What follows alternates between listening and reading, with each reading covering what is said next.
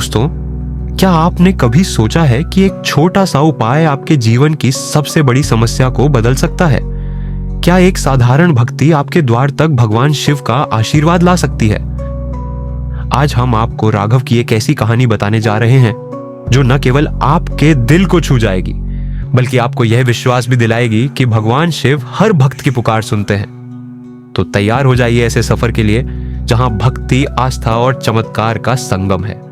नमस्कार दोस्तों, एक बार फिर आपका हमारे YouTube चैनल शिव चिंतन कथालय में हार्दिक स्वागत है, जहां आप भगवान शिव और उनके गहन विचारों से जुड़ी अद्भुत कहानियां सुन सकते हैं।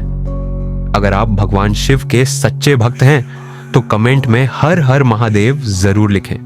साथ ही वीडियो को लाइक करें और चैनल को सब्सक्राइब करें ताकि आपको भगवान शिव और उनके गहन विचारों से जुड़ी ऐसी अद्भुत कहानियां सुनने को मिलती रहे।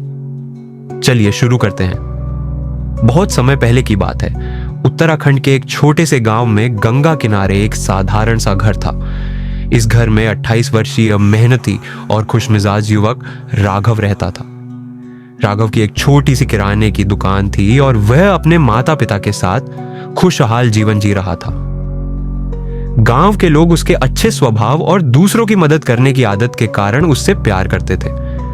राघव का एक सपना था। वह एक दिन दुल्हन लाना चाहता था और अपने परिवार को नाती नातिन की हंसी से भर देना चाहता था। एक दिन राघव की मां ने खुशी से कहा, राघव, अब तुम्हारी शादी की उम्र हो गई है, चलो कोई अच्छी लड़की ढूंढते हैं। राघव शर्म से मुस्कुराया और अपने भविष्य के बारे में सपने देखने लगा। गांव के पुजारी को बुलाया गया और राघव की कुंडली देखी गई। पंडित जी ने कुंडली को बार बार देखा, फिर गहरी सांस ली और कहा, राघव की कुंडली में मांगलिक दोष है। अगर इसका उपाय नहीं किया गया तो उसे अपने वैवाहिक जीवन में कई मुश्किलों का सामना करना पड़ सकता है। यह सुनकर राघव और उसका परिवार दंग रह गया।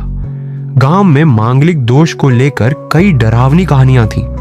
कुछ लोगों का कहना था कि मांगलिक दोष वाले लोगों की शादी टूट जाती है, जबकि कुछ का मानना था कि उनके जीवन साथी को खतरा हो सकता है।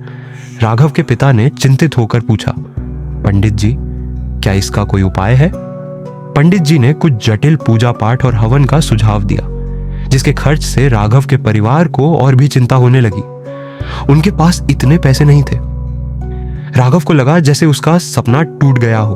वह सारी रात जागता रहता और सोचता रहता, क्या मेरी शादी कभी नहीं हो पाएगी? क्या यही मेरी किस्मत है? एक शाम राघव उदास मन से गंगा के किनारे बैठा था। सूरज ढल रहा था और गंगा की लहरें उसके मन में उथल पुथल को और गहरा कर रही थीं। तभी वहां एक बूढ़ा साधु आया। उसकी लंबी सफेद दाढ़ी, सादी धोती और माथे पर चंदन का तिलक देखकर राघव को लगा जैसे कोई दिव्य शक्ति उसके सामने खड़ी है। साधु ने राघव की उदासी को भांप लिया और मुस्कुराते हुए पूछा, बेटा, क्या बात है? तुम्हारा चेहरा इतना उदास क्यों है? राघव ने झिझकते हुए अपनी पूरी कहानी बताई। मांगलिक दोष, शादी की चिंता और परिवार में आर्थिक तंगी। साधु ने शांति से उसकी बात सुनी और फिर हल्की मुस्कान के साथ कहा, बेटा, भगवान शिव के पास हर समस्या का समाधान है। तुम्हें बस उनके प्रति सच्ची भक्ति दिखानी होगी। एक छोटा सा उपाय है जो तुम्हारा जीवन बदल सकता है। राघव ने उत्सुकता से पूछा, क्या उपाय है बाबा? साधु ने कहा, हर सोमवार को सूर्योदय से पहले उठो, गंगा जल से स्नान करो, फिर पास के शिव मंदिर में जाओ और शिवलिंग पर बिल्व पत्र, दूध और शहद चढ़ाओ। इसके बाद एयूएम नमः शिवाय मंत्र का 108 बार जाप करो। यह उपाय लगातार 40 दिनों तक करो, लेकिन याद रखो, यह सब सच्चे मन और पूरी श्रद्धा के साथ करो। भगवान शिव तुम्हारे मांगलिक दोष के प्रभाव को कम कर देंगे और तुम्हारी राह आसान कर देंगे। राघव को साधु की बातों में सच्चाई की झलक दिखी। उसने मन ही मन संकल्प किया कि वह यह उपाय जरूर करेगा। साधु ने विदा ली और धीरे धीरे गंगा तट पर अदृश्य हो गया। राघव को लगा जैसे यह मुलाकात महज संयोग नहीं, बल्कि भगवान शिव का संदेश था। अगले सोमवार से राघव ने उपाय शुरू कर दिया। वह अंधेरा छूटने से पहले उठ जाता, गंगा में स्नान करता और मंदिर की ओर चल पड़ता। मंदिर के पुजारी उसे देखकर हैरान रह जाते, क्योंकि राघव पहले कभी इतनी सुबह नहीं आया था। राघव बिल्वपत्र इकट्ठा करता, दूध और शहद लाता और पूरी श्रद्धा से शिवलिंग की पूजा करता। 108 बार मंत्र का जाप करते हुए वह अपने मन की सारी चिंताएं भूल जाता और उसे एक अजीब सी शांति मिलती। लेकिन यह यात्रा आसान नहीं थी। कुछ दिनों बाद बारिश शुरू हो गई। गांव की कच्ची सड़कें कीचड़ से भर गईं और मंदिर तक पहुंचना मुश्किल हो गया। एक दिन राघव का पैर कीचड़ में फिसल गया और वह बाल बाल गिरते गिरते बचा। उसका मन डगमगा गया, क्या यह सब करने से कोई लाभ है? लेकिन फिर उसे साधु की बात याद आ गई और उसने हिम्मत नहीं हारी। गांव के लोग राघव का मजाक उड़ाने लगे। कुछ कहते, अरे ये सब बेकार है, किसी पूजा पाठ से मांगलिक दोष समाप्त नहीं होता। लेकिन राघव ने किसी की नहीं सुनी। वह हर सोमवार को पूजा में लीन रहने लगा। धीरे धीरे वह संतुष्ट होने लगा। पूरे 40 दिन बाद राघव ने आखिरी सोमवार को पूरी तरह से पूजा की। उस दिन मंदिर में एक अजीब सी सड़क थी।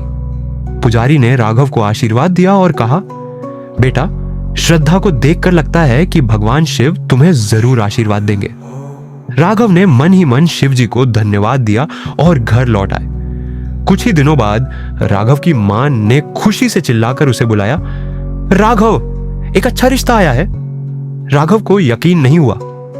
रिश्ता था अनन्या नाम की एक लड़की का, जो गांव में रहती थी। अनन्या सौम्या, सुशीला और पढ़ी लिखी थी। राघव और अनन्या की मुलाकात हुई और दोनों एक दूसरे में अपने हमसफर को नजर आए। राघव के पिता ने पंडित जी को नाम दिया। पंडित जी ने कुंडली का अवलोकन किया और आश्चर्यचकित रह गए। उन्होंने कहा, राघव, मांगलिक दोष का प्रभाव अब बहुत कम हो गया है। यह संबंध दोष बहुत शुभ है। राघव की जोड़ी भर आई। उसे विश्वास हो गया कि यह सब भगवान शिव की कृपा और उस साधु के उपदेश उपाय का चमत्कार था। राघव और अनन्या की शादी फैंस से हुई। गांव वाले जो पहले राघव का मजाक उड़ाते थे, अब उसकी श्रद्धा का उदाहरण लगे। राघव का जन्मदिन जीवन प्रेम, विश्वास और खुशियों से भरा था। वह हर सोमवार को शिव मंदिर और भगवान शिव को धन्यवाद देता है।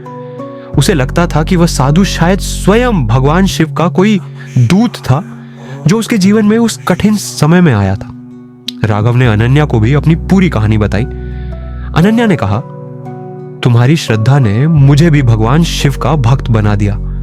दोनों मिलकर हर साल शिवरात्रि पर गंगा किनारे विशेष पूजा करते हैं और अपने सुखी जीवन के लिए शिव जी को नमन करते हैं। दोस्तों, ये कहानी हमें सिखाती है कि भगवान शिव की कृपा और सच्ची श्रद्धा से कोई भी असंभव नहीं है। अगर आप भी मांगलिक दोष से परेशान हैं, तो राघव की तरह इस सामान्य से उपाय को बताएं। हो जाए आपके जीवन में भी कोई चमत्कार हो जाए। दोस्तों, अगर आपको यह कहानी पसंद आई है तो हर हर महादेव में कमेंट जरूर करें। वीडियो को लाइक करें, शेयर करें और हमारे चैनल शिव चिंतन कथालय को सब्सक्राइब करें। भगवान शिव की कृपा आप सभी पर बनी रहे। हर हर महादेव।